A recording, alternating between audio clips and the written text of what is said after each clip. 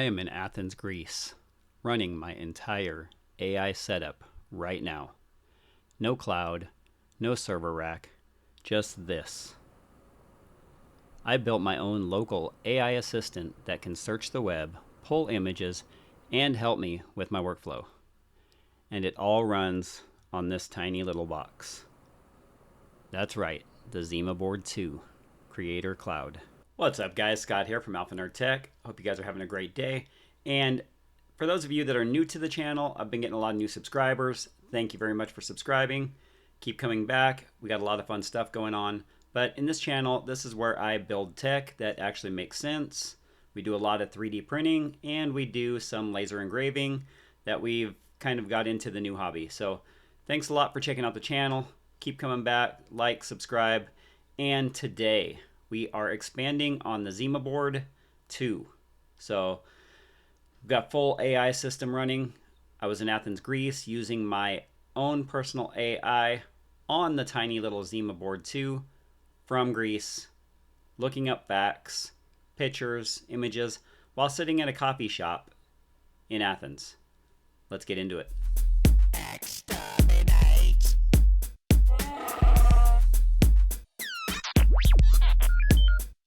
Bazinga.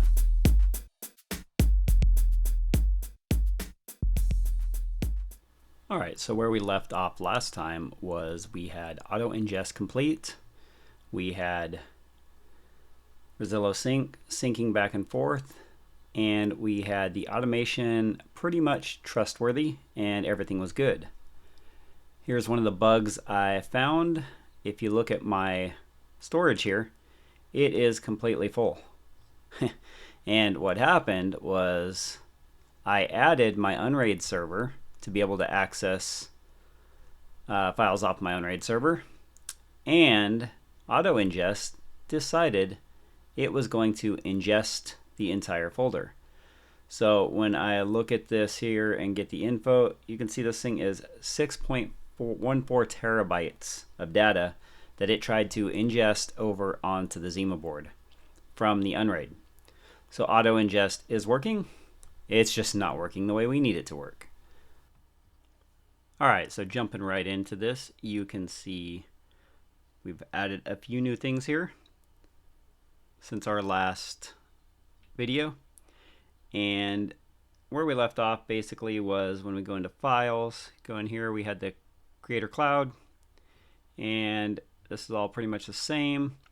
We've added, our libraries here. This is where auto ingest happens. So the second you plug something in, everything ingest works. I just tested again today just with the USB. It's all good.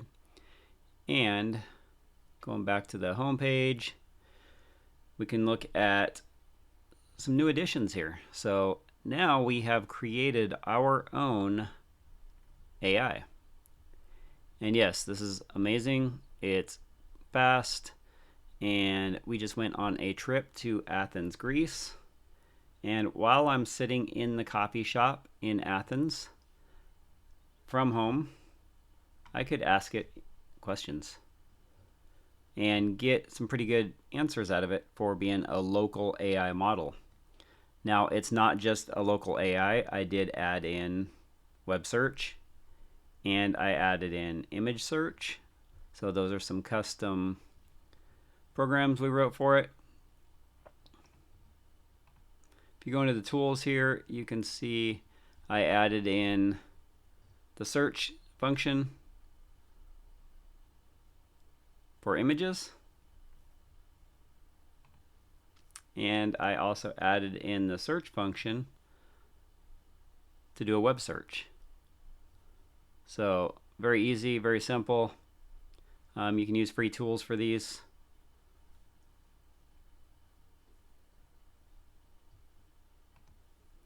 And then for this demo and setup, you can see here I am running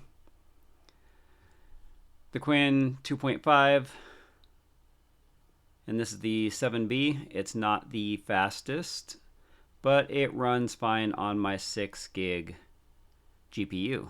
So this is the demo prompt for running this that I've set up for it. We don't want to get too crazy. We don't want a bunch of photos. It's just for a test. And we've added in some different files to be able to run it. So if we go back here and we want to say, we'll just use this prompt right here. And it is not the fastest thing, you will see. It will do a web search for this. So let's give it a second.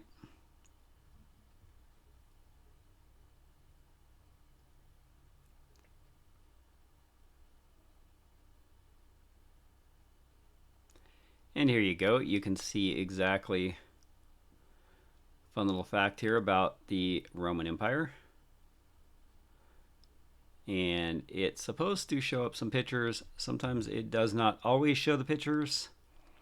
Sometimes it does. So it does render. But the cool thing is you can go in here, you can see the sources it uses, and it did use the web search source. So let's just say, show me some images of Rome.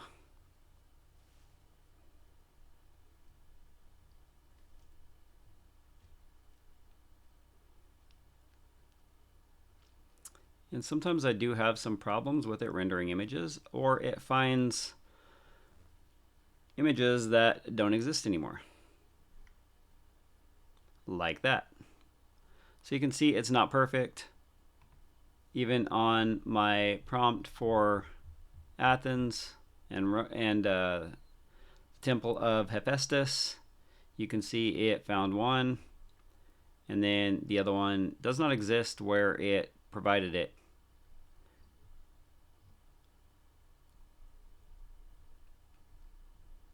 But it did find some cool terracotta artifacts, and yeah, so you can see it does work. It does not work great. If you click on the links, it doesn't really take you to where it's supposed to have found them. But supposedly it did because it pulled some facts from it. So anyway, this is the local AI. I was actually using it from Greece, sitting at the coffee shop, enjoying a nice latte, the scenery. But if I was to be honest, I would say that it works. It doesn't work the best. It's not perfect. Some images load, some images do not. Some of the facts are a little wonky or off or not right. And honestly, this is where things get real. Because it does work, but you can already feel it starting to struggle. And that is some of the limitations of a 6 gig GPU and the ZimaBoard itself. When you do a search, you can actually see, we will run a new search, and let's just use one of our prompts we used earlier. But you can see, if we go back to the ZimaBoard, our GPU is running 85%, and our CPU, now that it's running, is cranking up a bit to get these facts out of it. So this will be some limitations of the current setup. So it did work, and it gave us some cool facts, and now the CPU's calmed down. GPU's still got the model loaded into it, so it's gonna stay ramped up there a bit. Run back over here, it gave us some great facts, gave us a few more than it did last time. That's because I changed the prompt a bit to give me at least 5, and it did. But again, some of the limitations, the images do not render, or it pulls up images that are no longer in the database or available for exporting from where the sources it's taken it from. So yeah, it does work. It works really well, but we're going to make it better in the next generation. So soon as some unnamed new hardware gets here with a little more of a powerful GPU and a better processor, we are seriously going to push this thing to the top. Now, the next thing I added was, we'll go into the AI folder, and we'll go into my output folder, and I was actually able to transcribe my videos into text. And this is one of the intros to my last video I did. What's up guys, Scott here from Alpha Tech. And there we go. It's everything that I said in the video actually transcribes right onto a text file. That way I can create my closed captioning with the exact text that I said in the video. And this works really well now. I did have some limitations when I was running it.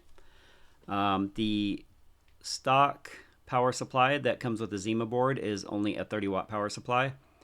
And as I would start to run the command and it would start the transcription, the GPU would ramp up to about 65, 70 watts, and it would kill completely the operation. It would kill the ZimaBoard and everything would shut down, reboot, and I could not run it. So I did have to bump it up to a larger power supply.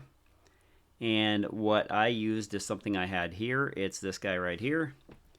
And as you can see, this is a PC power supply. And it is running the hard drives and the ZimaBoard itself. And this thing is a 550 watt power supply. Way overkill. Yes, I know. The 90 watt from Zima probably would have worked fine. And I will probably end up getting that one. This is just what I had here now to make this thing work and for testing before I purchased the new power supply. But again, that was the only limitation.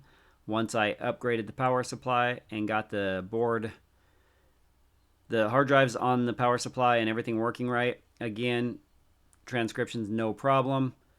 And as you can see here, we will go ahead and transcribe a quick video.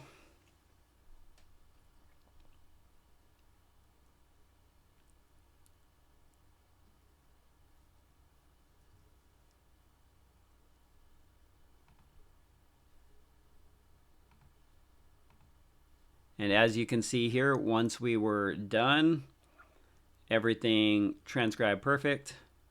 And we have no issues, no more crashing. Still go, the GPU still runs up to 65 to 70 on the power, but now we can handle it no problem. All right, guys, thank you guys very much for sticking with to the end. I know it was kind of long, drawn out, and we didn't cover a lot of how-to.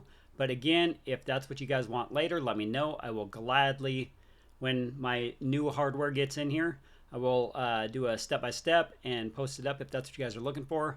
Really easy, simple. It's all done through Zima. The new system is going to be done possibly on a different OS, but it's going to be the same principle. So, you guys have any questions? Like, subscribe, stick with me. More coming. Got a really cool 48 watt laser engraver coming up. And you guys don't want to miss that if you're into laser engraving at all. Got another 3D printer video coming up. Something new, exciting. So stick with the channel, guys. Thanks a lot for being here. Thank you guys, all my new subscribers. It's amazing. Channel's grown over 40,000 subscribers. Amazing in just a year how well we've done that. So just barely over a year, but yeah.